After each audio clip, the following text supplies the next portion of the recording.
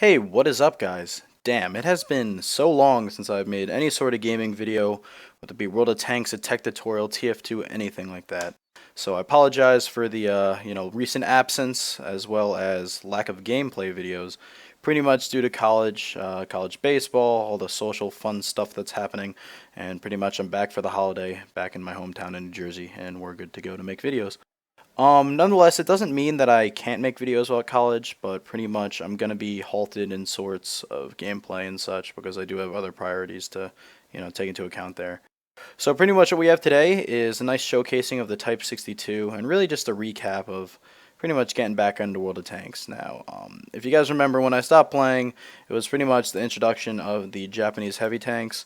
So I'll just go ahead and show you guys some updates in my garage as follows. Now I did get the IO experimental, or wow, OI experimental, and it's a tier 5 behemoth super heavy tank, pretty much little to no armor.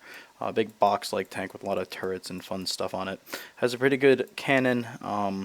Right here, the 10 centimeter, 105 millimeter, and has a very good, dispersion on the move as well as accuracy and damage.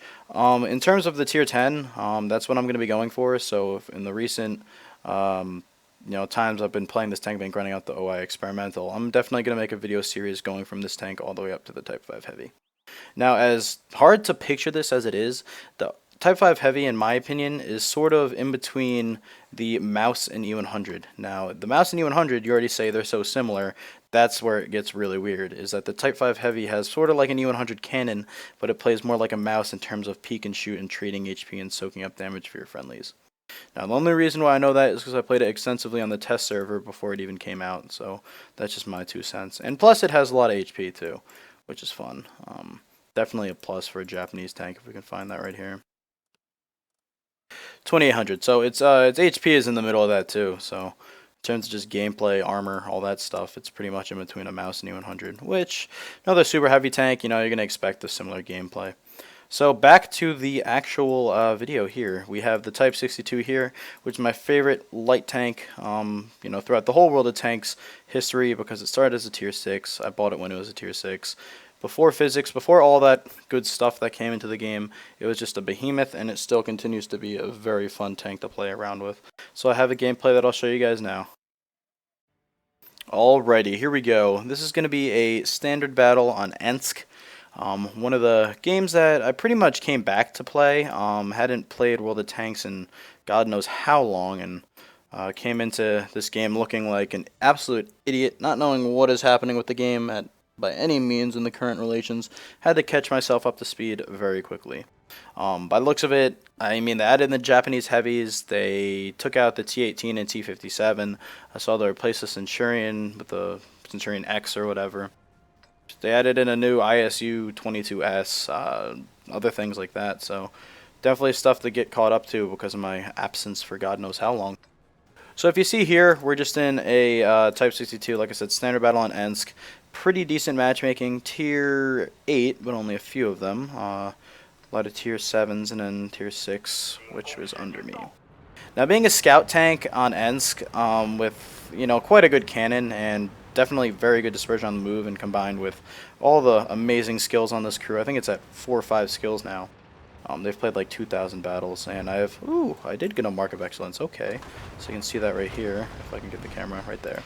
So pretty much, I like to go on an early scout run in Ensk, and you can see here that I don't spot much over there, but then I do spot a couple people over here, such as this absolutely YOLOing T-29 over there, which, no clue why he's going into the middle columns, because you never want to funnel yourself into that F3 position on that spawn. You can do it from our spawn, but their spawn, not so much.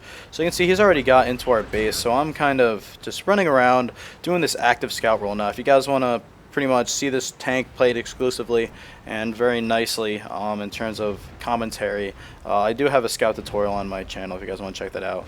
So here we see another YOLOing scout, an M41 Bulldog, which is auto-aimed on a E25, but I guess he was trying to spot Artie or something. No idea what he was trying to accomplish. Just a absolute terabad play by him, as I just auto-aimed and got the kill on him because I'm too lazy and I need to make it as easy as I can coming back into this game.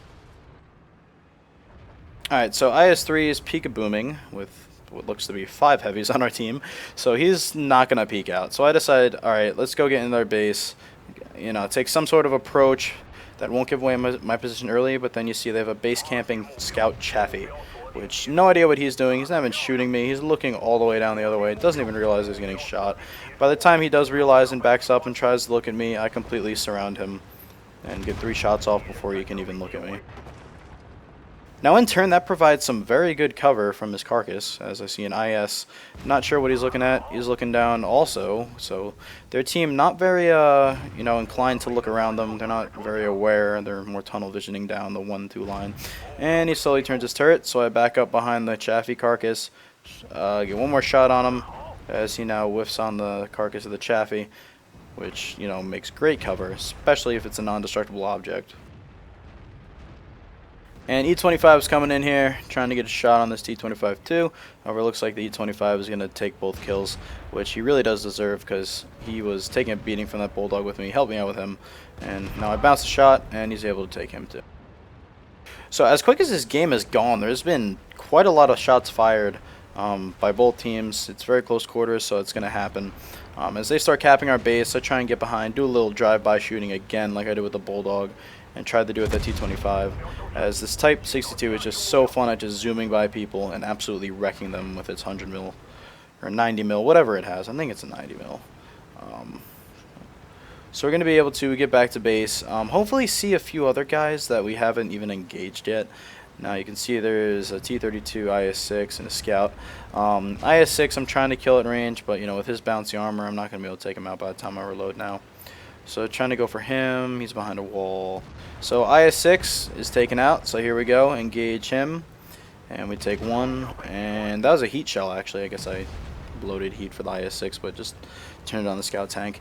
And that's pretty much it. I mean, very quick gameplay, nothing too, special, but just something I wanted to show you guys, because one of my first games back, and it really meant a lot to get back into World of Tanks and, come back to making videos on YouTube about it, because that's one of my hobbies and something that I like to do and enjoy. So that's pretty much it. I do point out where the artillery most likely is, and he ends up being a little bit further up at like C0, C9, C0 right there. And pretty much we just farm some cap points, get some extra XP, and see if we can get ace tank or anything.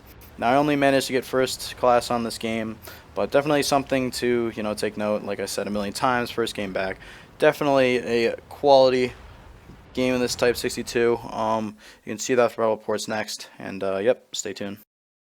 Alrighty guys, so here's the last results for this first game back. Pretty much, obviously, one got 4,572 experience with the ×3 because it is Thanksgiving weekend. We're able to destroy the Chaffee, Bulldog, and IS-3, damage a lot of other people. Got Bruiser, Fire for Effect, and Master Badge First Class, almost 60,000 credits with Premium. And if you look at the damage spread on the team, very well organized here.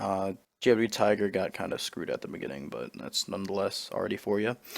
Second in damage, 1766. First in frags, tied for first in frags at 3. And first in experience at 1016 base. So you can see the other reports here, as we did travel a lot because we're a scout. Racked in some capture points. Not that much assistance because we were active scouting. And spotted 2, and penetrated 11, hit 14, and shot 17 times. So very quick match, as I said, only 4 minutes, a little over that, and pretty much it's great to be back, guys, especially making World of Tanks videos. College is gonna kind of hinder me from making a lot of videos, but I will push out some of those Japanese heavies, as I'm really interested in going on that line to see how it compares to the German tech tree. So yep, that's it for me, guys. Comment or subscribe, really helps out my channel, definitely gets me a few bucks for college, and I'm able to keep making giveaways and stuff like that. So yep, happy tanking, and see you next time.